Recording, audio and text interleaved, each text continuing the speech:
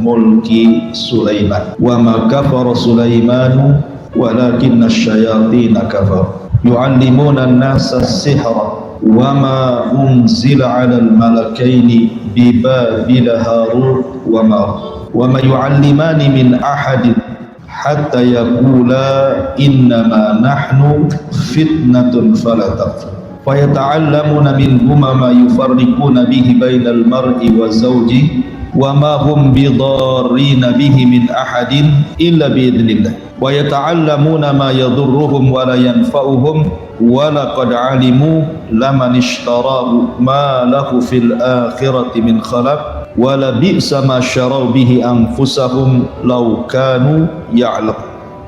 Dan mereka mengikuti apa yang dibacakan syaitan pada zaman kerajaan Sulaiman, dan tidaklah Sulaiman kufur, akan tetapi setan-setan itulah yang kafir. Mereka mengajarkan manusia tentang sihir, dan tidaklah diturunkan kepada dua malaikat di Babil Harut dan Marut, dan tidaklah keduanya mengajarkan, dan tidaklah salah satu dari keduanya mengajarkan sampai berkata, sesungguhnya kami adalah fitnah bagi kalian, maka jangan kufur. Maka mereka pun mempelajari dari keduanya apa yang bisa memisahkan antara suami istri, dan tidaklah mereka mendatangkan madarat terhadap siapapun kecuali karena izin Allah, dan mereka sedang mempelajari apa yang memadaratkan mereka dan tidak mendatangkan manfaat bagi mereka, dan sungguh mereka mengetahui barang siapa yang menjual hartanya dengan sihir, di akhirat dia tidak mendapatkan sedikit pun bagian, dan sungguh buruk apa yang mereka jual belikan terhadap diri mereka, laukanu ya'lamun, kalau seandainya mereka paham dan mengetahui tentang hakikat sihir. Taib. Ayat ini bicara tentang sejarah sihir. Ada dua sebab nuzul kenapa ayat ini turun. Asbab nuzul yang pertama, ketika Nabi SAW berada di Madinah, artinya setelah hijrah, orang-orang Yahudi datang kepada Nabi SAW bertanya tentang hakikat sihir. Apa itu sihir? Maka Nabi SAW tidak menjawab sampai turun ayat ini. Ayat ini menjawab soalan orang-orang Yahudi yang bertanya kepada Rasul, apa itu sihir? Maka turunlah wattaba'u ma tatlu syayatin ala mulki Sulaiman ila akhiril ayat. Kemudian sebab nuzul yang kedua, di kota Madinah itu ada 3 kabilah Yahudi besar. Yang paling besar adalah Bani Qunaiqa, kemudian setelahnya Bani Nadir, kemudian setelahnya Bani Quraidah. Ketika 3 Yahudi ini mendengar bahwa di Mekah muncul seorang Nabi yang diwahyukan kepada Nabi tersebut, kemudian mereka mendengar tentang pandangan Nabi SAW yang ada di Mekah soal kenabian Sulaiman ibn Daud, maka orang-orang Yahudi marah dan mengatakan bahwa Sulaiman itu bukan Nabi, tapi Sulaiman itu adalah tukang sihir. Kenapa kemudian orang Yahudi menuduh Sulaiman itu tukang sihir? Karena tidak mungkin seseorang mampu menundukkan awan, menundukkan bangsa jin, bisa bicara dengan semut, kemudian juga bisa mengerahkan tentara jin dan menundukkan jin, kecuali orang-orang yang punya sihir. Jadi orang-orang Yahudi menuduh bahwa Sulaiman itu tukang sihir, sementara kita dalam Islam mengatakan Sulaiman itu adalah seorang nabi, putra Daud alaihi salam. Maka untuk kemudian membantah dari perkataan orang-orang Yahudi yang menganggap Sulaiman itu kafir, turun ayat ini, dan mereka mengikuti apa yang dibacakan setan-setan pada masa kerajaan Sulaiman. Wa ma kafara Sulaiman, Sulaiman tidak kafir. Artinya Sulaiman tidak mengajarkan sihir. Dari sini kita katakan bahwa sihir itu kekafiran, karena Allah membahasakan wa ma kafara Sulaiman. Sulaiman tidak kafir, artinya Sulaiman tidak mengajarkan sihir yang kemudian menjadi kafir. Tetapi setan-setan itulah yang kafir, yang mengajarkan manusia terhadap sihir. Ini sebab nuzul yang kedua. Ada juga tambahan dari para ulama bahwa orang-orang Yahudi Madinah itu mereka sangat benci dengan Rasul dan para sahabat. Mereka sangat membencinya, apalagi dengan perkembangan Islam yang begitu pesat di kota Madinah. Jadi ketika mereka bertanya sesuatu, kemudian Nabi SAW menjawabnya dan benar jawabannya, Kemudian orang Yahudi mengatakan siapa yang menurunkan wahyu, malaikat siapa yang menurunkan wahyu. Kemudian Nabi SAW mengatakan Jibril. Sejak itulah kemudian mereka mencaci maki Jibril, bahkan mencaci maki Mikail, dan menuduh kedua malaikat ini yang mengajarkan sihir. Makanya di sini Allah mengatakan wa ma unzila 'alal malakaini. Ma di sini bukan mausul tetapi nafi, dan tidaklah diturunkan kepada dua malaikat, maksudnya Jibril dan Mikail, untuk mengajarkan sihir. Ada juga yang berpendapat seperti itu. Intinya bahwa ayat ini menjelaskan tentang sejarah sihir. Baik, kita akan masuk pada tafsir. Di sini Allah mengatakan wattaba'u ma tatlu syayatin ala mulki Sulaiman, dan mereka mengikuti apa yang dibacakan syaitan pada masa kerajaan Sulaiman. Nabi SAW menceritakan dalam sebuah hadis yang sahih bahwa di zaman Sulaiman atau di zaman sebelum Nabi Allah Sulaiman itu jin-jin itu biasa naik ke langit, dan mereka punya pos-pos di atas awan. Kemudian dari pos-pos di atas awan itulah mereka kemudian satu dengan yang lainnya naik ke langit. Kemudian mereka mendengar-dengar di bawah langit yang pertama itu seperti orang panjat pinang. Apabila kemudian yang paling atas yang dekat dengan langit pertama mendengar percakapan malaikat Jibril yang sedang menugaskan qada wal qadar dari Allah Subhanahu wa taala kepada para malaikat, karena Allah mengatakan fi kulli yaumin huwa fi sya'ni. Setiap hari itu Allah punya kesibukan. Ya, kesibukan Allah ya mewafatkan si fulan, menghidupkan si fulan, melahirkan si fulan, membuat bencana, membuat subur. Di dunia ini aktivitas tidak berhenti setiap hari. Itulah kesibukan Allah. Tetapi tentu Allah Subhanahu wa taala ketika menghendaki sesuatu di bumi itu diutus tentaranya. Lah, tentaranya itu para malaikat. Malaikatlah yang menurunkan hujan, menumbuhkan, menghidupkan, mematikan, dan begitu seterusnya atas perintah Allah. Lah, yang pertama kali diperintahkan adalah Jibril untuk disampaikan tugas-tugas itu kepada para malaikat di langit pertama. Lah, saat Jibril itu menugaskan tiap-tiap malaikat untuk melakukan sebuah kejadian di bumi, disitulah jin-jin yang dekat dengan langit yang pertama terkadang mendengar percakapan antar malaikat itu. Apabila mendapatkan satu kalimat, kemudian disampaikan kepada jin yang di bawahnya, kemudian disampaikan kepada jin yang di bawahnya lagi, dan begitu seterusnya sampai kepada pos jin yang ada di atas awan. Lah, jin yang paling bawah yang ada di pos itulah yang kemudian turun ke bumi, kemudian menjual perkataan itu ke para normal, para peramal, para dukun, dan begitu seterusnya. Lah, di zaman sebelum Sulaiman tersebar sihir di mana-mana.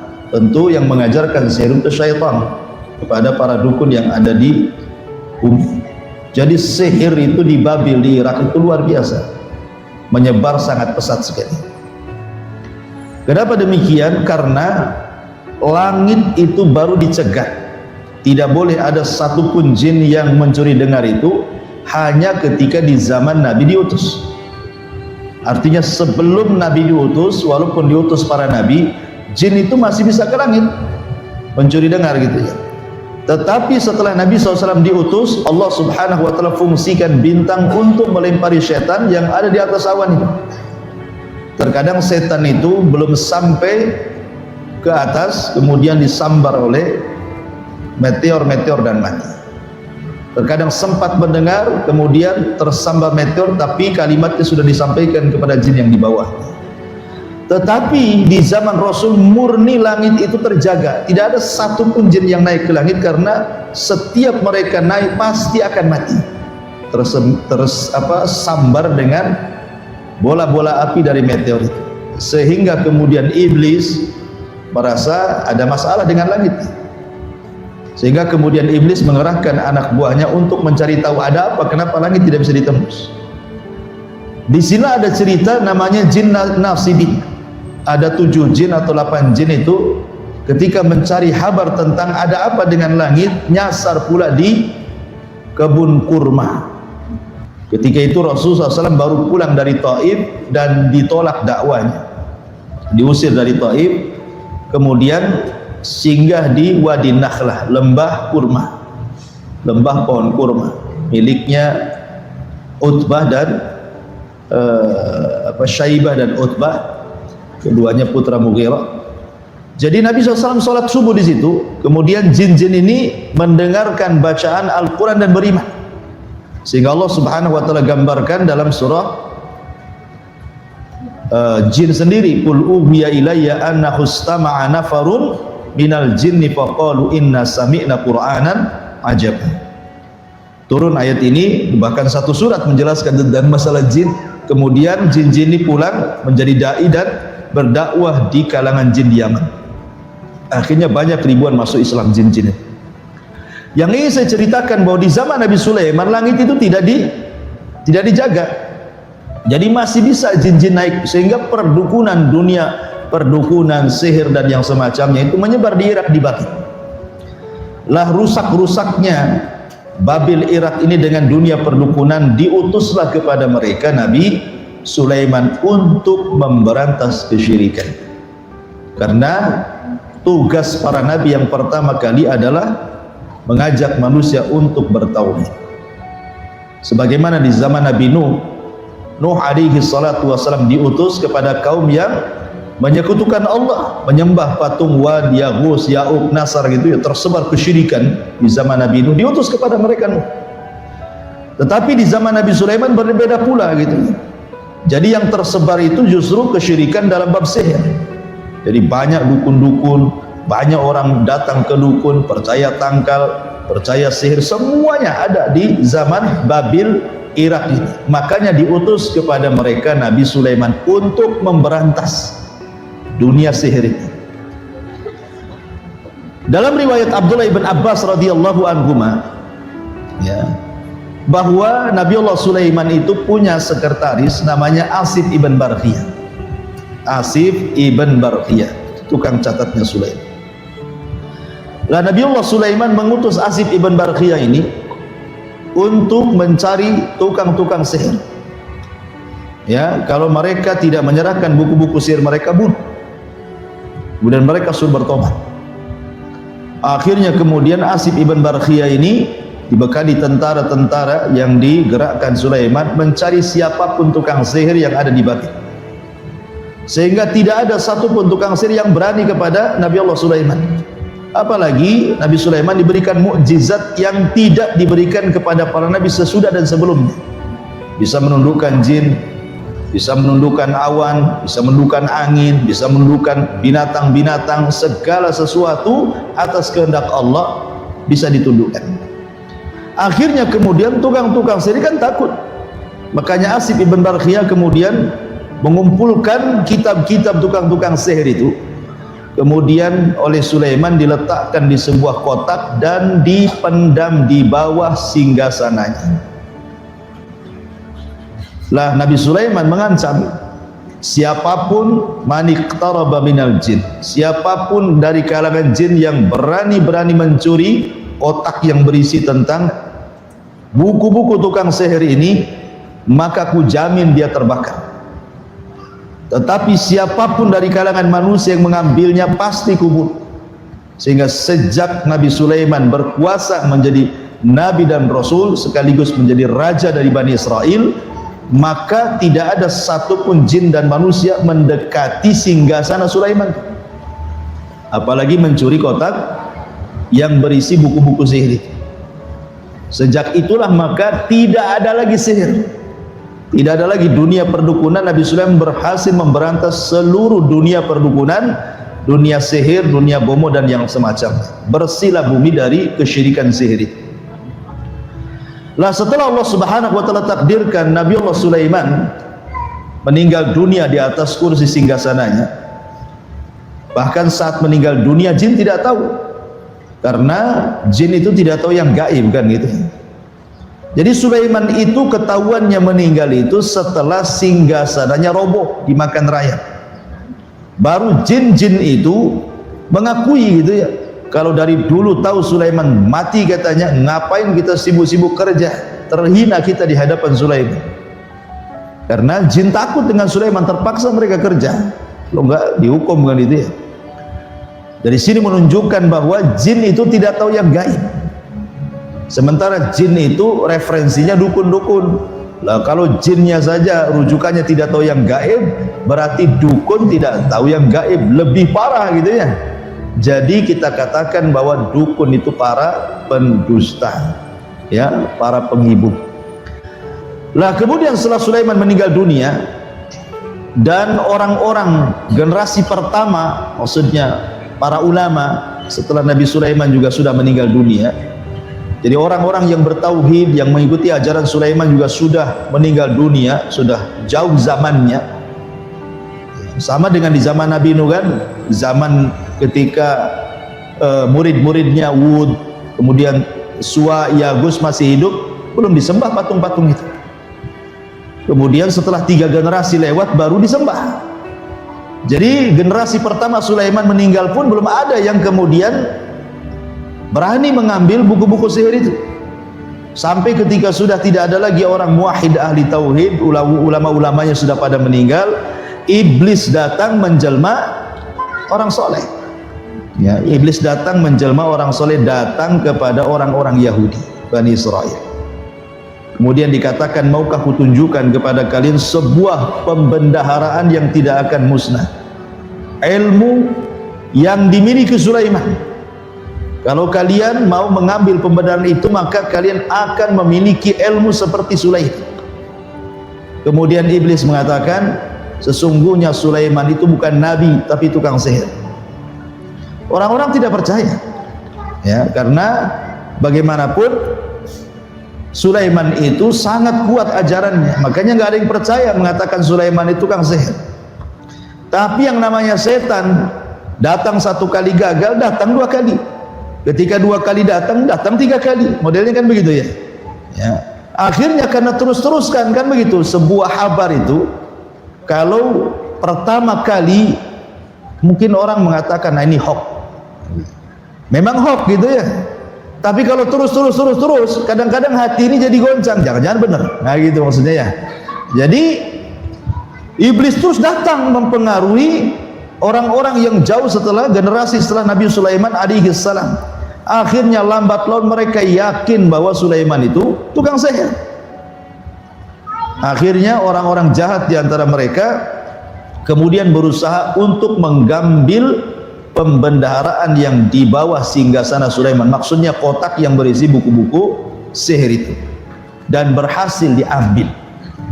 Ya, kemudian dipelajari. Akhirnya kemudian menyebarlah kesyirikan kembali setelah era meninggalnya Nabi Sulaiman. Jadi sebelum tersebar kesyirikan, datangnya Sulaiman hilang. Setelah wafatnya Sulaiman tersebar lagi. Ya. Lah akhirnya Allah Subhanahu wa taala mengutus malaikat yang namanya Harut dan Marut untuk membedakan antara wahyu dengan sihir. Bahwa yang tersebar di tengah-tengah masyarakat itu adalah syaitan yang mengajarkannya. Itu bukan wahyu daripada Sulaiman. Makanya akhirnya Allah turunkan Harut dan Marut untuk datang kepada manusia, memberitahu bahwa sihir itu perbuatan setan. Makanya Harut dan Marut selalu mengatakan, fala takfur, ya, jangan kufur kalian. Jangan kufur. Jadi Allah Subhanahu wa taala mengutus 2 malaikat itu bukan mengajarkan sihir, bukan. Ingin menjelaskan hakikat sihir. Ya, Harut dan Marut itu diturunkan untuk menjelaskan hakikat sihir, bahwa sihir itu kekufuran. Maka kalau mempelajari jangan kufur. Itu maksudnya ya. Tetapi kemudian orang-orang Yahudi ada yang tidak mau mempelajari, ya ngikuti nasihatnya Harut dan Marut. Ada juga yang terus-menerus mempelajari, akhirnya jadi jahat. Sejak itulah tersebar ilmu sihir di kalangan orang Yahudi sampai di zaman Nabi. Ketika Nabi SAW memuji Sulaiman bahwa dia seorang Nabi dan Rasul, orang-orang Yahudi Madinah tidak terima dan mengatakan Sulaiman itu tukang sihir, katanya. Dia bukan Nabi. Ya, dan begitulah sampai hari ini menganggap Sulaiman itu tukang sihir. Itulah keyakinan orang-orang Yahudi. Baik, kita baca Allah Subhanahu wa taala berfirman, wattaba'u ma tatlus syayatin ala mulki Sulaiman. Dan mereka mengikuti apa yang dibacakan setan-setan di zaman kerajaan Sulaiman.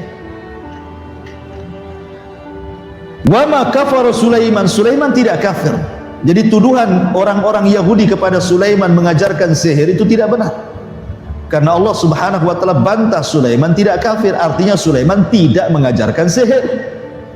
Dari sini menunjukkan bahwa sihir itu kekafiran. Sihir itu kekafiran. Bagaimana tidak kafir? Penyihir itu kadang-kadang menginjak mushaf. Terkadang 40 hari tidak wudu. Ya, terkadang tidak sholat. Terkadang mereka mengolok-olok Allah, mengolok-olok Rasul, mengolok-olok ayat-ayat Al-Quran. Terkadang mereka menyembelih kepada selain Allah, ya kan? Terkadang mereka kemudian menghina ayat-ayat suci Al-Quran. Ya, makanya dunia sihir itu dunia kekafiran. Di sini Allah mengatakan wa ma kafara Sulaiman, Sulaiman tidak kafir karena tidak mengajarkan sihir, karena sihir itu tuh kekafiran, dan memang begitu praktek sihir itu semua isinya kekafiran. Kemudian Allah katakan, lalu siapa yang mengajarkan sihir itu kalau bukan Sulaiman? Walakinna syayatina kafar. Allah menyingkap siapa pelaku yang mengajarkan sihir itu. Tetapi setan-setan itulah yang kafir. Maksudnya setan-setan itulah yang mengajarkan kekafiran. Apa kekafirannya? Yu'allimunan nasa sihra. Kekafirannya adalah karena mereka mengajarkan manusia soal sihir. Kayak lagi dari sini bahwa sihir itu adalah kekafiran dan perbuatan setan. Makanya dalam ayat yang lain Allah mengatakan, alam tara ilal ladina utul kitab, alam tara ilal ladina utu nasiban minal kitab yu'minuna bil jibti wat taghut. Allah mengatakan, alam tara ilal ladina utu nasiban, tidakkah engkau melihat orang-orang yang diberikan bagian daripada kitab, maksudnya orang-orang Yahudi, yu'minuna bil jibti wat taghut, yang awalnya mereka beriman dengan Taurat, yakin dengan Taurat, mengamalkan Taurat, tiba-tiba berpaling dan mereka beriman kepada al-jibti dan taghut. Apa jibti? Kata Jabir, jibti itu artinya al-kahana, dunia perdukunan. Ada yang mengatakan saharah, dunia sihir. Adapun taghut itu syaitan, ya setan-setan. Jadi orang-orang Yahudi dulu itu awalnya berpegang kepada tauhid. Mereka masih mengikuti Taurat, mereka masih mengikuti ajaran-ajaran Taurat. Tetapi setelah kemudian di zaman Sulaiman meninggal dunia, kemudian setan datang membujuk orang-orang Yahudi untuk mempelajari sihir.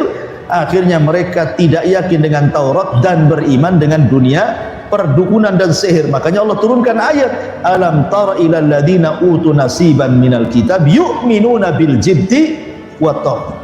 Ya, mereka beriman dengan al-jibti, dunia sihir, dunia dukun, dan juga taghut, bekerja sama dengan syaitan. Ya, karena setan inilah yang mengajarkan manusia sihir. Walakinna syayatina kafaru yu'allimuna nasa sihra. Tetapi setanlah yang kufur mengajarkan manusia. Wama, ada sebagian ulama mengatakan ma di sini ma mausul. Kalau ma mausul artinya adalah apa-apa dan apa-apa gitu ya. Unzila yang diturunkan kepada dua malaikat. Tetapi yang rajih wallahu a'lam ma di sini bukan mausul tetapi nafi, artinya tidak. Ma di sini artinya tidak, wama dan tidaklah gitu artinya. Bukan dan apa-apa ya. Wama dan tidaklah unzila alal malakaini, diturunkan kepada dua malaikat untuk mengajarkan sihir, mengajarkan kekufuran, tidak. Malaikat itu tidak diturunkan untuk mengajarkan kekufuran, untuk mengajarkan sihir, untuk mengajarkan kesyirikan, tidak. Bahkan mereka yang kemudian mengatakan kepada manusia jangan kufur, ya, jangan kemudian mempelajari sihir. Mereka lah yang menyingkap hakikat sihir itu. Di Babil Harut wa Marut, di Babil Harut dan Marut. Terjadi silang pendapat siapa Harut dan Marut di sini. Ada tiga pendapat. Ada yang mengatakan Harut dan Marut itu adalah manusia. Saking solehnya, makanya disebut malakai, ini dua malaikat. Jadi iblis itu datang kepada Harut dan Marut, merayu agar Harut dan Marut mengambil kotak di bawah singgasana Sulaiman. Kemudian Harut dan Marut pun mengikuti kemauan iblis, diambilnya kotak di bawah singgasana Sulaiman karena kata iblis itu adalah ilmu yang dimiliki Sulaiman. Akhirnya dipelajari oleh Harut dan Marut. Setelah tahu, kemudian setiap ada orang yang belajar kepada Harut dan Marut mengatakan, jangan, ini sihir, kalian bisa kufur, kan itu ya. Tetapi ada juga yang maksa kemudian belajar kepada Harut dan Marut tentang sihir. Ini satu pendapat bahwa Harut dan Marut itu adalah manusia. Alasan mereka kalau dikatakan malaikat, mustahil malaikat mengajarkan sihir. Kemudian yang kedua, Harut dan Marut itu artinya jin.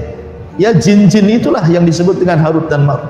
Jin-jin yang jahat, yang hendak menyesatkan manusia dengan mengajarkan kepada manusia tentang sihir. Kemudian pendapat yang ketiga, Harut dan Marut itu malaikat. Dan ini juga yang dikuatkan oleh Syekh Shalih Fauzan dan juga yang lainnya. Lalu kenapa Allah Subhanahu wa taala turunkan malaikat untuk mengajarkan sihir? Bukan mengajarkan sihir, tidak. Karena malaikat ini mengatakan kepada orang-orang yang hendak belajar itu, jangan kalian kufur. Jadi diturunkan dua malaikat itu untuk ibtilah, untuk ujian kepada manusia. Jadi sengaja diturunkan Harut dan Marut itu. Jadi manusia diuji keimanan mereka. Ya, mereka mau bertahan dengan ajaran Taurat, ataukah mereka mau berpaling dari Taurat menjadi ajaran kesyirikan dengan mempelajari sihir kepada Harut dan Marut. Jadi Harut dan Marut diturunkan itu hanya untuk ujian, bukan untuk mengajarkan sihir, tidak, hanya untuk ujian manusia gitu ya. Apakah mereka tetap di atas tauhid ataukah mereka bergoyang tauhidnya? Karena manusia itu kan harus diuji keimanannya. Ya, untuk mengetahui ini keimanannya kokoh, ini enggak kokoh, ini sabar, ini benar, kan diuji. Macam mana cara ujinya kan gitu? Diuji ya dengan dikirimnya Harut dan Marut di sini. Rupanya banyak yang goyang iman, ada yang tetap mereka tidak mau belajar sihir karena tahu sihir itu kesyirikan, tapi ada juga yang goyang akidah mereka. Ya, jadi turunnya malaikat sekali lagi lil ibtilah, untuk ujian saja, bukan untuk mengajarkan sihir. Bukan itu maksudnya, karena Harut dan Marut pun kalau dikatakan malaikat tetap dia mengatakan fala takfur, jangan kufur. Jadi menunjukkan bahwa malaikat diturunkan oleh Allah itu hanya untuk menguji manusia, keimanan mereka sampai di mana, ya, memegang Taurat mereka sampai di mana sehingga diturunkan Harut dan Marut. Kemudian Allah mengatakan, fayata'allamuna minhuma ma yufarriquna bihi bainal mar'i wa zawji.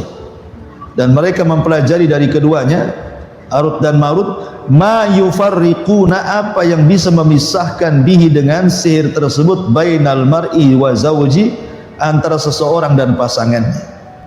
Dari sini menunjukkan bahwa sihir itu kebanyakan adalah ditujukan kepada keluarga. Dari sini juga sihir yang ditujukan kepada sebuah keluarga itu terbagi menjadi dua.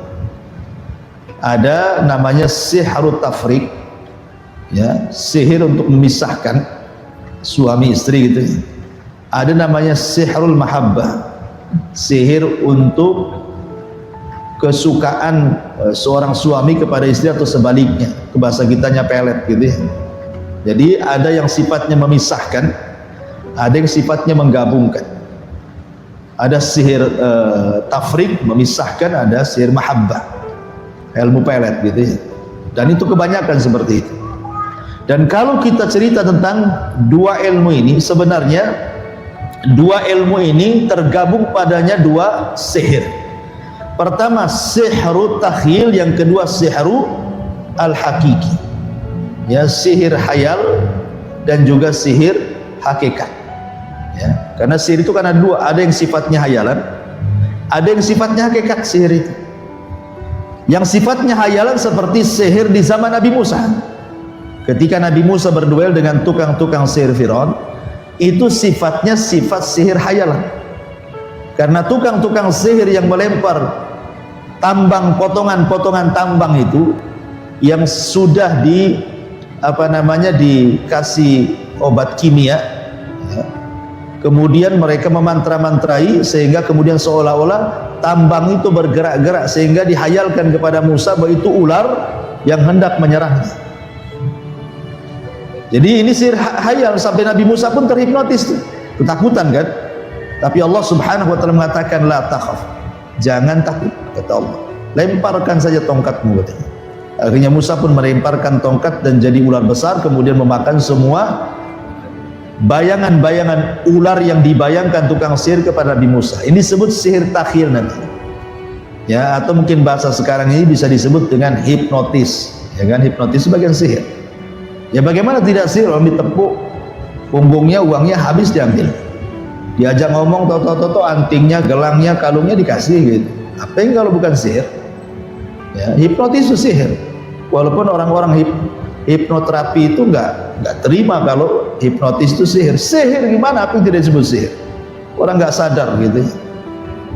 Kadang-kadang pakai media rokok gitu ya, sambil datang ke pasar beli-beli, kemudian merokok, asapnya disemburkan ke pedagangnya, belum bayar atau minta kembali. Kembalinya mana bu? Gitu. Ya, dikasih kena hipnotis kan itu ya. Ya, hati-hati itu kalau ibu jualan ada orang merokok, jangan-jangan lagi hipnotis. Jadi ma'asyiral muslimat yang dimuliakan Allah Azza wa Jalla, intinya bahwa sihir tahyil seperti itu, ataupun sihir tahyil itu umpamanya ada warung, datang ke dukun, dikasih semacam raja gitu ya, cimat, kemudian diletakkan karena ingin nyihir warung sebelahnya kok ramai sekali, akhirnya disembunyikan di warung sebelah, ditaruh, ditanam di depannya atau ditaruh di atapnya, pokoknya nggak ketahuan yang punya warung aja ya. Kemudian dihayalkan, jadi yang tadinya ramai nggak ramai.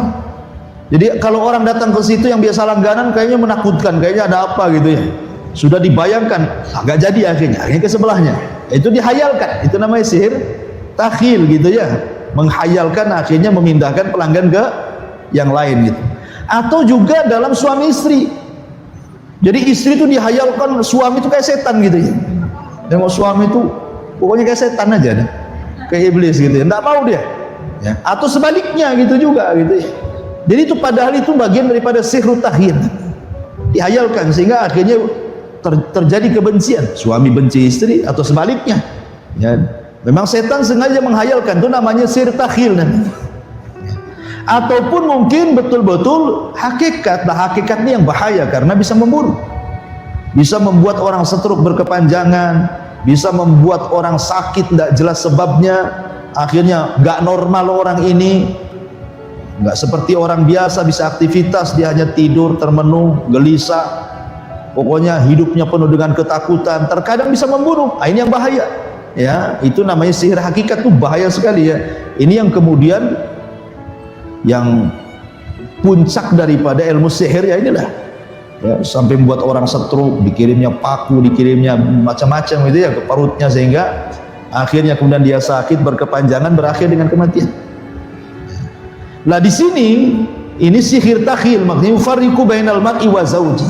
Kenapa kemudian setan itu lebih fokus kepada sihir untuk menghancurkan keluarga? Karena setan itu paling senang kalau ada keluarga hancur. Dalam sebuah hadis Nabi SAW bahwa setan itu akan mengutus setiap harinya dari singgasana di tengah lautan, kemudian ya ba'athu saraya, mengutus tentara-tentaranya. Jadi pagi diutus, malam kasih laporan. Jadi kalau kasih laporan, wahai Tuan Iblis, saya sudah berhasil tuh menggoda si Anu sampai tidak sholat. Iblis biasa-biasa aja ya. Kata orang ini, kenapa kok nggak bahagia wahai Tuanku Iblis? Aku kan sudah goda dia sampai tak sholat. Apain kok goda? Nggak digoda pun nggak sholat dia katanya. Jadi orang-orang ini ada yang kayak gitu. Jadi iblis tuh nggak terlalu ini bangga kalau ada orang goda bisa sampai berbuat zina, bisa sampai judi, mabok atau nggak sholat. Itu nggak begitu bangga. Tapi ketika anak buahnya laporan, wahai Tuan Iblis, saya berhasil menceraikan keluarga si fulan, itu paling bangga. Bangkit dia, diambil piala, diletakkan di kepalanya, dipeluknya dan mengatakan anta. Oh kamu ini pasukan terhebat dari pasukan gue. Kenapa demikian? Karena kalau seandainya setan itu berhasil memisahkan suami istri, itu korbannya bukan satu orang ya. Korbannya ya istrinya korban, suaminya korban, keluarga istri korban, keluarga suami korban, teman-temannya juga korban, ikut-ikutan kan itu karena curhat ke kawannya kan. Kemudian anak-anaknya juga jadi korban. Terkadang anak-anaknya betul-betul ditelantarkan ya, ketika suami istri umpamanya menikah kemudian cerai punya anak, kemudian istrinya kawin lagi, suaminya kawin lagi, anaknya bingung mau ikut siapa, diletakkan di neneknya. Iblis datang, "Nek, kalau ibumu tidak mengakui kau anakmu, kau anaknya, atau bapakmu nggak mengakui kau anaknya, kau jadi anak setan aja lah, anak iblis saja." Jadi yang merawat iblis sejadinya. Itu maksudnya. Makanya banyak akhirnya anak-anak hasil dari perceraian kalau nggak bertanggung jawab keduanya jadi anak setan jadinya tuh. Karena jadi anak angkat setan kan jadinya. Dari situlah makanya setan suka. Ya. Kalau ada yang bercerai itu paling suka. Makanya kemudian difokuskan di sini, setan itu mengajarkan ma yufarriquna bihi bainal mar'i wa zawji. Ya, mereka mengajarkan apa yang bisa memisahkan antara suami istri. Kemudian Allah Subhanahu wa taala menjelaskan hakikat sihir. Ya. Wa ma hum bidharina bihi min ahadin illa biidznillah. Ingat bahwa hakikat sihir itu tidak akan memudaratkan siapapun, karena sihir juga terjadi karena izin Allah. Satu dunia, Bu, ngomong sama ibu, "Saya sihir ibu, saya santet ibu," ya, kalau tidak ditulis lauhil mahfud ibu terkena santet, nggak akan bakalan dukun sukses sesakti apapun nyantet kita tidak akan kena. Tapi kalau memang sudah ditulis gitu ya, kita terkena santet, walaupun yang nyantet dukun abal-abal pasti kena tuh, karena sudah ditulis lauhil mahfud. Makanya Rasul mengatakan, kalau seandainya jin dan manusianya berkumpul ala an yadurruka, untuk memberikan madarat kepadamu, kata Rasul, la yadurruka illa ma qad katabahullahu lak, maka tidak akan sampai madarat kepadamu kecuali sudah dicatat Allah. Ya. Jadi nggak perlu takut, nggak perlu khawatir bahwa orang itu kalau ada yang ngancam, tetangga ngancam, oh macam-macam sihir saja. Ya, tinggal tawakal Allah, la haula wala quwata illa billah. Kalau bukan karena izin Allah tidak mungkin terjadi. Tapi jangan sombong pula. Hasillah kalau kau mampu gitu. Nanti sombong pula masuk jin yang kena sihir, betul lah kan gitu. Maksudnya di sini bahwa kita harus yakin bahwa sihir tidak mungkin terjadi kecuali karena izin. Sekali lagi karena izin. Ya, orang yang beriman tidak takut sihir. Karena tidak mungkin terjadi kecuali karena izin Allah Subhanahu wa taala. Kemudian juga Allah menjelaskan hakikat sihir itu, wa yata'allamuna ma yadurruhum wa la yanfa'uhum. Bahwa sihir itu lebih banyak madarat dibandingkan manfaat. Jadi mempelajari sihir itu sama dengan mempelajari yang banyak mendatangkan madarat bagi dia dan orang yang datang ke dia dan orang yang disihir oleh dia, wa la yanfa'uhum, dan juga tidak mendatangkan manfaat sama sekali. Karena sihir itu kesyirikan. Tidak ada manfaat mempelajari itu. Justru terkadang memadaratkan bagi dia, keluarganya. Betapa banyak dukun-dukun itu kemudian menumbalkan keluarganya. Ya, anaknya jadi mati gitu ya. Kemudian istrinya juga jadi mati atau sebaliknya. Jadi intinya bahwa ilmu sihir itu tidak ada manfaatnya sama sekali, yang ada banyak madaratnya. Kemudian Allah menjelaskan tentang akibat, ya. Walaqad alimu laman ishtarahu ma lahu fil akhirati min khalaq. Dan sungguh mereka mengetahui barang siapa yang menjual hartanya demi mempelajari sihir, mempelajari kesyirikan, ya, malahu, tidaklah bagi dia fil akhirati, di akhirat, min khalaq, dari bagian, tidak ada dapat bagian. Orang yang memperjualbelikan akidah mereka dengan sihir, karena jin-jin itu ketika datang kepada manusia kemudian menawarkan dunia sihir, dunia perdukunan, jin itu tidak mungkin free, gratis kan itu mau mengajarkan sihir itu atau menolong tentang sihir itu, kecuali setelah terjadi kekufuran dulu. Mungkin disuruh menginjak mushaf, mencingi mushaf, berakin mushaf gitu ya, menghinakan mushaf, atau menulis mushaf dengan darah haid, dengan benda-benda najis, atau suruh mencaci maki Allah, nabinya, pasti suruh kufur dulu tuh. Ya. Nah, orang yang seperti ini ya jelas gak akan dapat bagian di akhir. Karena Al-Quran dihinakan, Allah dihinakan, Rasul dihinakan. Walaqad alimu laman ishtara, maka mereka mengetahui sungguh orang yang memperjualbelikan akidah mereka dengan sihir, malahu, bagi dia, tidaklah bagi dia fil akhirat, tidak akhirat, min khalaq, akan dapat bagian sedikit pun dari jannah, dari sorga. Wala bi'sa ma syarau bihi, amat buruk apa yang mereka jual belikan anfusam, terhadap diri mereka, akidah dengan sihir gitu ya, tauhid dengan syirik. Laukanu ya'lamun, kalau mereka tahu akibat daripada sihir itu sendiri. Baik, masyarul muslimat yang dimuliakan Allah Azza wa Jalla, dari ayat ini kita tahu bahwa sejarah sihir itu tersebar di zaman memang sebelum zaman Nabi Sulaiman, tepatnya di sebuah negeri di Babilonia, di mana? Di Irak. Ada yang mengatakan bahwa yang pertama mempelajari sihir itu adalah Namrud. Ya, dalam kisah Israiliyat, tapi ya tidak ada dalam Quran Sunnah, tidak ada. Kalau Quran Sunnah yang menjelaskan tentang masalah ini saja Harut dan Marut, dan kita tetap mengacu kepada Quran. Tapi ada juga sebagai wawasan bahwa dari keterangan Taurat ataupun keterangan kisah Israiliyat itu bahwa yang pertama kali mempelajari sihir adalah Namrud. Jadi Namrud itu ketika sedang mandi bersama dayang-dayangnya, datang iblis dalam bentuk pak tua yang bungkuk membawa tongkat. Kemudian mengatakan, ya Namrud, ya maukah kau menjadi penguasa dunia, ya lebih hebat dibandingkan bapakmu? Kata Namrud, ya Namrud waktu itu belum yakin gitu. Lalu apa syaratnya? Syaratnya kau bunuh bapakmu. Nanti setelah itu ku ajarkan ilmu yang tidak pernah diajarkan kepada manusia untuk melanggengkan kekuasaan. Akhirnya kemudian Namrud marah sama kakek ini, sangka guyonan, akhirnya mau dibunuh, ya dibunuh kakek ini. Habis itu dibunuh semua dayang-dayang perempuan-perempuan di ruangan itu. Kemudian dengan marahnya dia masuk ke ruangan, rupanya ada kakek itu lagi hidup lagi, ya. Kemudian dia mengatakan, kau tidak bisa membunuhku.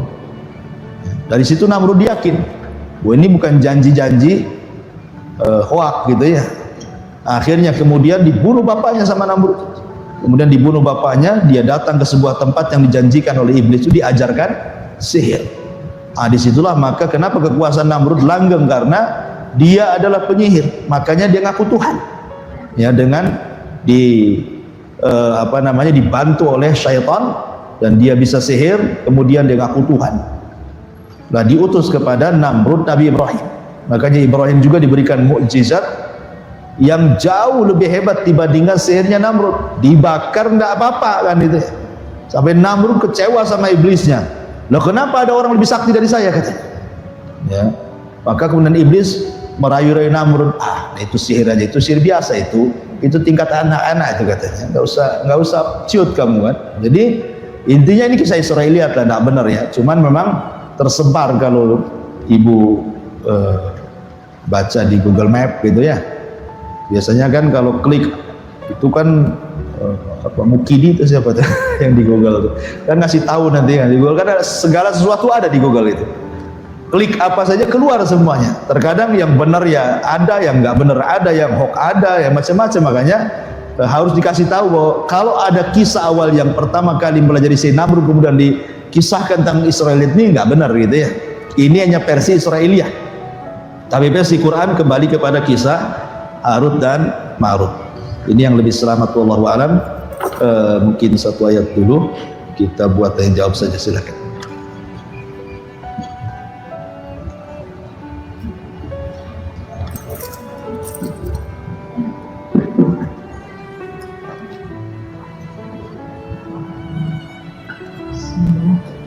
Assalamualaikum Ustaz. Waalaikumsalam.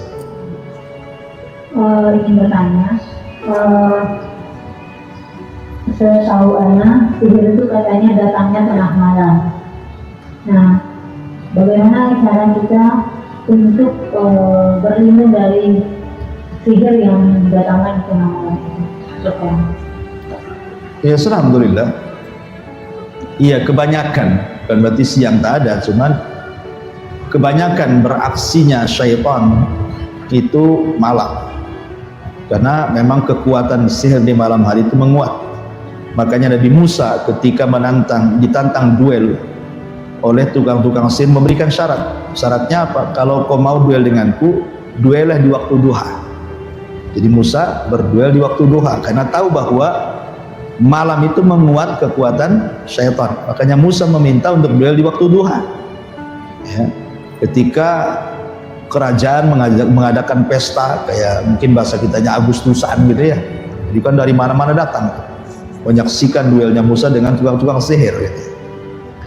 Jadi memang lebih ke malam hari. Makanya kenapa ada surah Muawwidzatain itu menjelaskan tentang kita berlindung dari ghasik. Ghasik itu malam hari. Idza waqab, apabila sudah gelap gulita. Nah, kenapa? Karena kekuatan sihir datang, kita berlindung dari ghasik.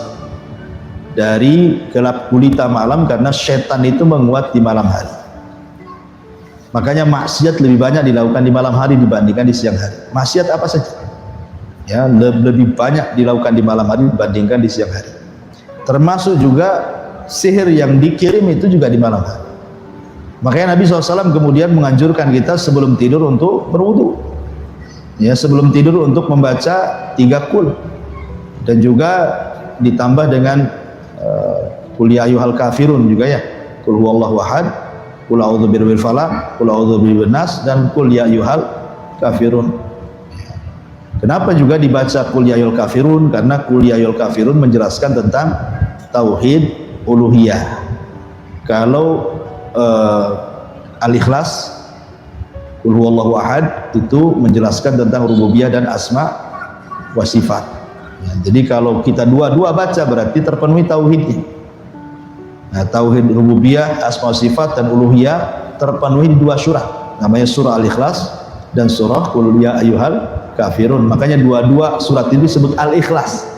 Kalau disebut surah Al-Ikhlas berarti 2. Ya, 1 Somad, suratus Somad, qul huwallahu ahad, Allahus samad. Yang kedua qul ya ayyuhal kafirun. Ini dua-duanya disebut surah Ikhlas. Karena surah Al-Kafirun menjelaskan hakikat tauhid uluhiyah, tentang peribadatan. Saya tidak akan menyembah apa yang kalian sembah. Ini bicara tentang uluhiyah. Tapi kalau Al-Ikhlas itu bicara tentang tauhidul ilmi, tentang pengetahuan tentang rububiyah dan nama-nama dan sifat bagi Allah. Makanya orang yang membaca 2 surat ini seolah-olah melepaskan diri dari kemunafikan, ya, itu begitu kata para ulama. Intinya bahwa kenapa dalam sebelum tidur kita disuruh seperti itu, habis itu diusap-usap, ya kan, dari kepala sampai kaki, ya kan, 3 kali. Itu salah satu fungsinya untuk menghindarkan dari sihir tadi. Dan kalau kita kemudian mimpi buruk, karena mimpi buruk bagian daripada sihir, orang yang ketika sudah doa kok masih juga mimpi gitu, yang nggak jelas, maka ada lagi caranya, dengan cara ta'awud 3 kali meludah ke kiri, 3 kali, kemudian geser posisi tidur. Yang tadinya kepala di sini, nah, ganti kepalanya di sini. Atau mungkin kalau yang punya suami, ya gantian, bang, kamu sebelah sini, nah, diganti-ganti aja. Ya. Atau ibu yang ngalah di bawah kasur gitu, yang penting ganti posisi lah, ya, yang jangan di situ terus. Nah, itu juga salah satu. Kemudian setelah bangun pun berzikir. Kenapa? Kalau kita bangun berzikir untuk supaya menghilangkan ikatan setan yang ada di tengkuk. Karena kenapa kemudian setan itu bisa masuk ke badan? Karena ada pintunya, dan pintunya itu dari jin korin. Ya, kita ini kan setiap manusia ada korinnya. Jadi komunikasi jin yang dikirim tukang sihir berkomunikasi dengan jin korin yang ada pada badan kita. Lah, kalau jin korin ini membukakan pintu lewat jalan darah, maka sihir itu akan masuk. Makanya kenapa seseorang itu harus banyak berdoa supaya juga mengalahkan jin korin yang ada dalam badan kita. Dengan doa-doa itu kan jin korin dia melemah, dia sehingga sihir tidak masuk. Tapi kalau tidurnya asal-asalan, ya jin korin pun makin kuat dan makin bekerja sama dia, sehingga masuk ke mimpi, masuk ke macam-macam, ngirim-ngirim penyakit dan begitu seterusnya. Ya, itu mungkin yang paling jelas, ya, kalau bicara malam hari. Yang secara umum, ya, kalau kita mau melanggengkan zikir pagi dan petang saja sebenarnya sudah cukup itu. Ya, dan ayat ini juga ayat yang luar biasa yang kita bahas di 102 ini. Sebab kalau dibacakan kepada orang yang kesurupan, pasti jinnya mati. Karena ini ayat bicara tentang hakikat sihir. Ayat ini bicara tentang menyingkap apa itu sihir, apa yang dilakukan setan itu. Makanya kalau orang meruqyah selalu baca ayat ini. Ya, wattaba'u ma tatlu syayatin ala mulki Sulaiman, karena ini hakikat menyingkap hakikat sihir. Makanya jin paling takut dengan ayat itu. Jadi caranya seperti itu. Dan jangan lupa juga biasakan membaca Al-Qur'an, ya kan? Karena rumah yang tidak dibacakan Quran seperti rumah roboh, ya, dan seperti kuburan yang tidak ada suara. Kata Rasul, la taj'alu buyutakum maqabir. Jangan kau jadikan rumah kalian seperti kuburan. Dan jangan menggantungkan sesuatu yang bisa mengundang syaitan, gambar-gambar yang bernyawa, patung-patung dan begitu seterusnya, kan, itu kalau bisa dihilangkan dari rumah itu, supaya malaikat rahmat turun ke rumah kita, ya. Jangan pelihara anjing, ngapain anjing dipelihara, ya. Wallahu a'lam. Ya, dengan pertanyaan Ustaz, media sihir itu kan selalu menggunakan buku. Nah, bagaimana ketika orang yang terkena sihir, dia sudah diruqyah dan dia juga sudah meruqyah dirinya sendiri, tapi bukunya itu belum ketemu. Apakah selagi bukunya itu belum ketemu, maka pengaruh sihir itu masih tetap akan melekat kepada orang tersebut? Nah. Ya, alhamdulillah. Sihir itu tidak mesti pakai buku. Sihir itu tidak mesti pakai buku. Tetapi ada juga yang menggunakan media buku. Ya, sihir itu kan macam-macam. Ada yang pakai obat kimia gitu ya, racikan-racikan obat. Ada juga yang pakai mantra-mantra gitu ya, hipnotis dan yang lain, itu nggak pakai buku. Tapi memang sihir yang paling ganas itu kalau menggunakan buku, itu yang paling ganas. Karenanya Allah Subhanahu wa taala mengatakan min syarri nafatsati fil uqad.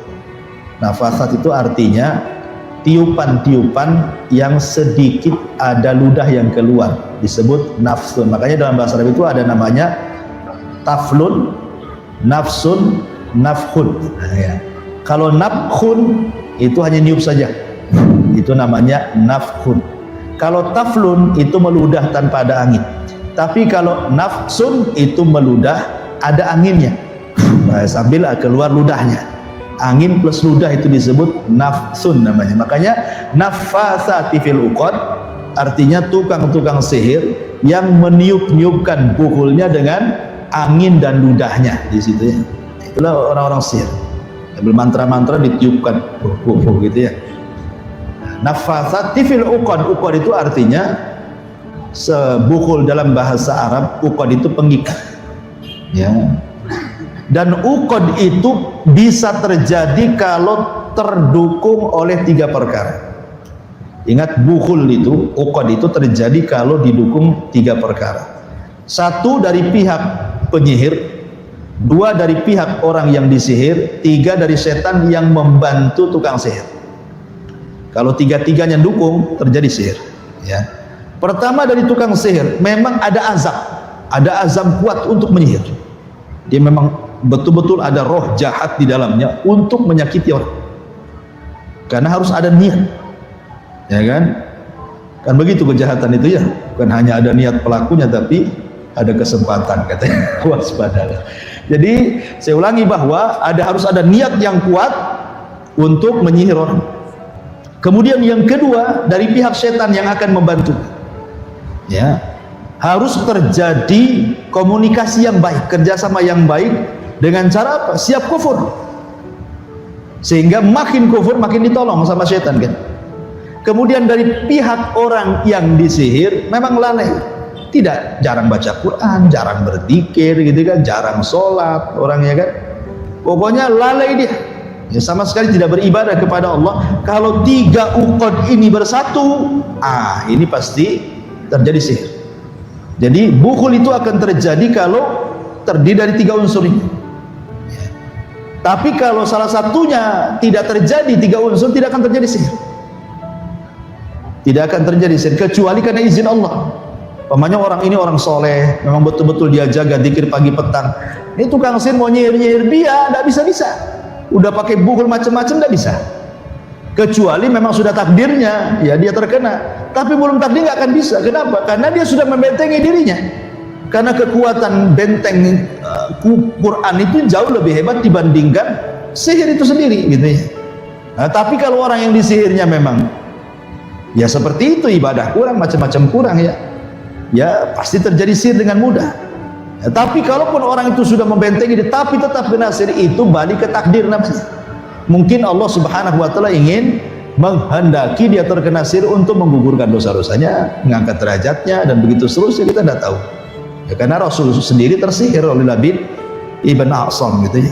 Kalau Nabi saja terkena sihir, apalagi kita. Tetapi sekali lagi, bukan berarti pasti kita kena sihir, tidak. Karena di sini Allah sudah mengatakan bahwa tidak mungkin sihir terjadi kecuali izin. Nah gitu ya. Makanya harus terpenuhi bukul itu dengan 3 ini. Walaupun udah ditaruh bukul di mana-mana, kalau orangnya ahli ibadah ya susah juga disihir. Kadang-kadang balik ke penyihirnya itu jinnya gitu kan. Nah, makanya pentingnya membentengi tadi pagi petang dan begitu seterusnya. Wallahu a'lam. Bismillahirrahmanirrahim. Apakah penyakit ain itu masuk bagian dari sihir? Terus bagaimana kita memahamkan pada keluarga dekat kita atau orang-orang dekat kita bahwa penyakit ain itu memang ada? Penyakit ain itu muncul dari hasad. Ingat, penyakit ain itu muncul dari penyakit hasad. Makanya kenapa Allah Subhanahu wa taala mengkhususkan berlindung dari orang hasad apabila sedang hasad. Wa min syarri hasidin idza hasad. Karena penyakit ain tidak terjadi kecuali dari orang hasad. Kalau orang nggak hasad nggak punya penyakit ain. Ya, penyakit ain itu tidak lepas daripada hasad. Makanya Quran tidak menyebutkan ain tetapi menyebutkan hasad. Karena hasad itu suka yataraqqab, suka ngawas-ngawasi kenikmatan orang dengan matanya. Ya kan, maka disebut penyakit ain. Sebenarnya kalau cerita hasad, semua orang itu punya hasad. Saya, ibu, siapapun pasti punya hasad dalam hatinya. Ya, tetapi tidak memadaratkan hasad. Yang memadaratkan itu hasad kalau ibu mainkan. Ya, kalau hanya angan-angan saja, kok enak kali hidup itu kan hasad. Ya, kapan saya seperti dia? Itu hasad. Nah, cuman kan kalau hanya perasaan-perasaan gitu saja nggak memadaratkan hasad itu. Tapi kalau sudah kemudian dimainkan, mulai dia beraksi.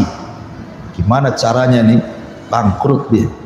Gimana caranya pelanggannya pindah ke saya? Dari mana dapat duit itu? Hanya punya tuyul macam-macam. Ada. Mulai itu kalau sudah dimainkan dengan suudzon, kemudian ada gerakan gitu ya. Nah, itulah yang bahaya tuh.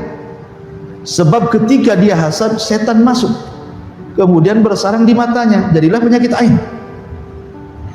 Makanya kenapa kemudian disarankan oleh para ulama kalau mendapatkan nikmat dari Allah, apapun nikmatnya, ibu dapat suami soleh, ibu dapat anak soleh soleha, ibu dapat kendaraan mobil bagus, ibu baru beli rumah, ibu baru beli kebun, apa sajalah nikmat itu. Ingat, ketika dapat nikmat, disinilah letak melawan hasad dengan lawannya. Kalau melawan hasad itu cari lawan yang seimbang. Ya, hasad itu menghilangkan nikmat. Berarti kita harus mencari sebab untuk melanggengkan nikmat. Apa itu? Berkah. Maka jangan lupa doa berkah. Umpamanya baru beli mobil, ya Allah berkahi mobil saya. Kita punya anak-anak kecil, ya Allah mudah-mudahan anak saya ya berkah. Tabarakallah, gitu ya, di bahasa Arabnya gitu ya. Masya Allah, tabarakallah, gitu. Jadi biasakan berdoa berkah. Karena berkah itu lawan hasad. Berkah itu nambah nikmat, hasad itu ngilangin nikmat. Makanya kalau mendapatkan nikmat, doa berkah, minta supaya diberkahi. Nah, supaya orang-orang yang punya ain di matanya itu nggak fungsi, sudah dilawan dengan lawannya. Ya.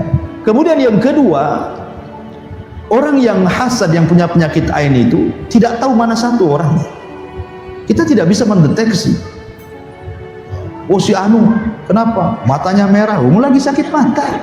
Ya tidak bisa lah bilang penyakit ain. Ya betul penyakit mata, tapi dari unsur medis, bukan zihir.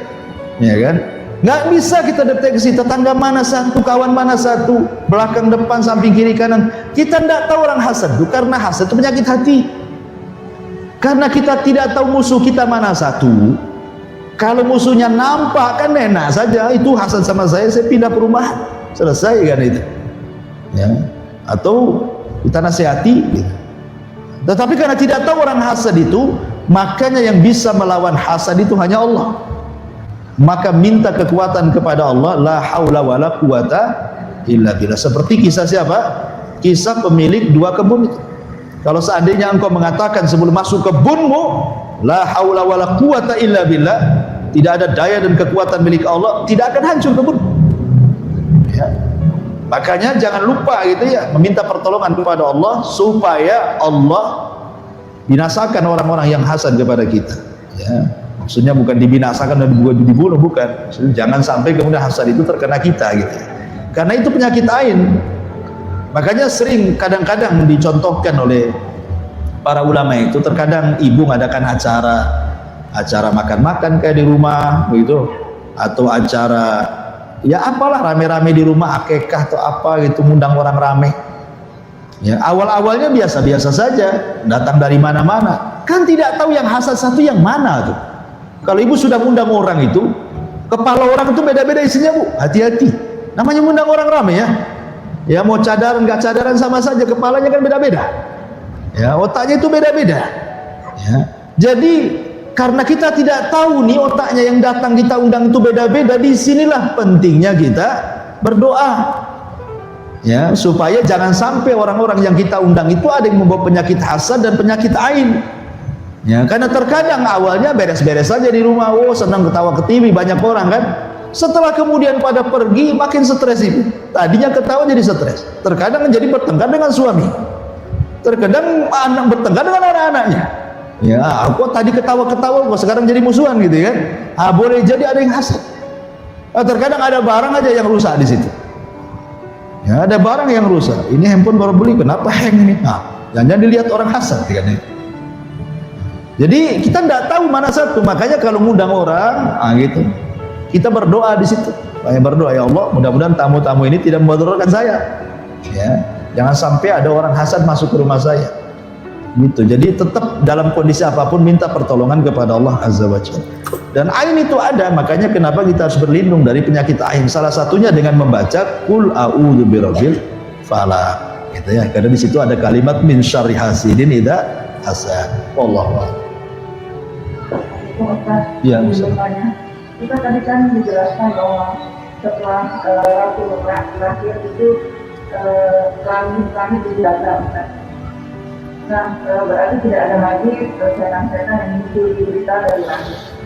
Sementara sekarang itu kan banyak kita dukun-dukun. Itu gimana lawanan dukun-dukun? Bukan bu, itu sampai Rasul wafat aja. Jadi mulai dari diutus, mulai dari lahir beliau sampai diutus, sampai kemudian wafat, langit dijaga. Tapi setelah Rasul wafat, naik lagi dia ke langit. Ya, sampai sekarang makin banyak. Makin banyak sehingga dunia perdukunan hari ini persis seperti dunia perdukunan di zaman jahiliyah. Di mana orang-orang jahiliyah itu menempatkan dukun itu sebagai orang mulia, rujukan. Kalau ada apa-apa datang ke dukun. Nah, di zaman sekarang ini juga. Ya, dukun itu kayaknya dikasih panggung, diundang ke podcast kadang-kadang ya, diundang ke YouTube punya channelnya sendiri malah dukun itu, diundang untuk pentas di televisi nasional kadang-kadang kan. Yang lebih heran lagi, kita tahu kenapa dukun-dukun itu punya panggung dari buzzer-buzzer yang komen kan di bawah itu. Coba lihat tuh, umpamanya dukun siapa yang lagi viral tuh, tengok komennya, enggak semua menghujat. Ada juga yang takbir Allahu Akbar katanya. Apa yang dukun ditakbiri katanya kan? Maksud takbir itu kalau sholat jenazah tidak apa-apa. Allahu Akbar mati kamu gitu ya. Maksudnya sholat jenazah nggak apa-apa. Tapi kalau takbir memuji dia, subhanallah, mudah dikasih kesehatan. Itu orang-orang yang nggak suka itu mereka iri. Apa ini ceritanya? Ya kan? Jadi kita tahu kenapa mereka itu masih punya hati dari ya kalau sekarang lebih mudah dideteksinya. Karena komen-komen di bawahnya itu, kalau dulu kan nggak ada handphone susah tuh mendeteksinya. Sekarang udah ada komen-komen, sudah jelas dukun ini dukun palsu gitu ya, artinya settingan. Ada juga sampai sekarang yang muji dia loh. Udah terbongkar kedoanya, masih juga dipuji-puji sebagian orang. Itulah setan ya kan. Jadi ya seperti itulah dukun itu sampai sekarang, dan sampai kiamat dukun-dukun akan menjadi para pengikut Dajjal karena penghulunya dukun ya Dajjal. Dajjal itu penghulu dukun, artinya terjaganya langit sampai wafatnya Nabi saja. Ya sekarang naik lagi lah, makanya banyak orang menghayal zaman sekarang kan, para peramal itu. Wallahu a'lam. Ya. Kalau kita makan penjelasan tentang jin korin tadi, apakah dia ada pada kita, itu dijelaskan maksudnya sejak kapan ada pada kita dan sampai kapan dia bertugas. Jin korin itu sejak ibu lahir. Sejak ibu lahir, sejak saya lahir, siapapun, mau ulama, mau kiai, mau ustadz, mau orang biasa, mau pengusaha, semua ada jin korinnya. Nabi sendiri ada jin korinnya. Cuman Nabi mengatakan jin korinnya itu dalam riwayat fa aslam. Adapun jin korin diriku Fa'aslam. Ada dua penafsiran para ulama hadis. Apa maksudnya fa'aslam di sini? Ada yang mengatakan jin korinnya Nabi masuk Islam. Ya, aslam di sini artinya masuk Islam. Jadi satu-satunya jin korin yang masuk Islam adalah jin Nabi Muhammad SAW. Ada yang mengatakan tidak masuk Islam. Aslam di sini artinya tunduk. Ya, artinya jin korin Rasul itu satu-satunya jin korin yang tunduk kepada Nabi. Dia tetap kafir, tapi dia tunduk, tidak memadaratkan pada Nabi. Tapi semua jin selain jin korin Nabi itu mereka menghembus-hembuskan. Makanya sudah saya katakan, dalam badan kita ini ada 4 unsur, yang 2 pengaruh negatif, yang 2 pengaruh positif, kan itu ya. Pengaruh negatif itu dari 2. Pertama dari hawa nafsu, yang kemudian dihembus-hembuskan sama jin korin. Itu 2 unsur negatif. Ya, jin menghembus-hembuskan hawa nafsu, suruh ammaratun bisu, berbuat jahat. Kalau unsur positif itu dari akal, dan korin dari kalangan malaikat. Kan korin 2, ada jin dan malaikat. Dan manusia juga ada 2, ada hawa nafsu, ada akal. Ya, jadi kalau akal dan malaikat mengalahkan hawa nafsu dan jin korin, maka kita akan stabil hidupnya. Tapi kalau terbalik, ya kan, maka kita akan jahat sejahat-jahatnya. Ya, itu korin. Dan itu sejak kapan jin korin ini kemudian berpisah? Ya sampai kita meninggal baru pisah. Lah, jin korin ini setelah pisah dari orang yang dikorininya, tugasnya apa? Ya kembali kepada tugas dia, jin. Makanya terkadang ada orang yang sudah meninggal kemudian diisukan ke orang itu hidup lagi. Kamu tahu di mana? Iya, dia duduk di itu jembatan Ancol itu katanya. Ya kan? Nah, itu yang duduk di jembatan Ancol itu bukan yang mati. Yang mati itu ya tidak mungkin hidup lagi, jin korinnya. Karena yang bisa menyerupai orang yang mati bentuk rupa itu jin korin, karena dia kan hari-hari sama kita. Jadi dia tahu bentuk kita seperti apa, dia tasyakul seperti kita lebih mudah dibandingkan jin yang lain, gitu kan? Ya, karena tapi ingat, jin tasyakul jin itu bukan berarti kemudian unsurnya hilang kemudian berubah bentuk, tidak, bukan begitu. Jin itu tidak bisa merubah bentuk dirinya sendiri. Dia harus datang ke dukun dari kalangan jin. Jadi dukun dari kalangan jin itulah yang memantra-mantrai jin ini supaya tasyakul, sehingga manusia melihatnya seolah-olah dia dalam bentuk manusia, dalam bentuk anjing, dalam bentuk. Kalau jin sendiri tidak bisa merubah dalam bentuk ciptaan Allah, tidak bisa. Ya, jadi yang bisa, kenapa jin tasyakul itu bukan dia beralih bentuk dengan sesuka dia, tidak bisa.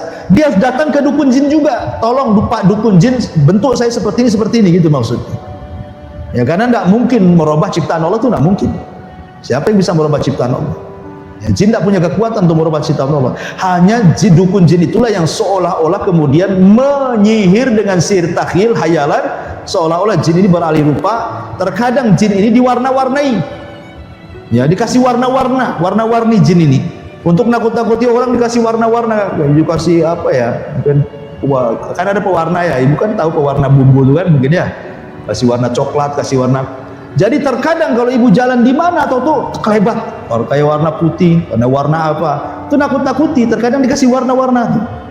Jadi kalau ketakutan ibu, ya kan, dasar penakut ibu kan, datang ke dapur, pas listrik pula mati, gitu kan. Udah listrik mati, suami tak balik, gitu ya. Petir di mana-mana, anjing tetangga menggonggong, habislah itu kan. Kemudian ke dapur, padahal itu kilatan petir itu. Kadang-kadang jin itu menyerupai kilatan petir kan, kelebat gitu kan di dapur. Langsung tak jadi kencing. Nah, itu. Langsung diempet sampai subuh. Jadi kadang-kadang seperti itu, Bu. Nah, mereka diwarna-warnai. Jadi secara hakikat nggak bisa merubah. Cuman yang bisa merubah ya sihir takhil dari kalangan jin. Karena jin juga ada dukunnya sama seperti manusia.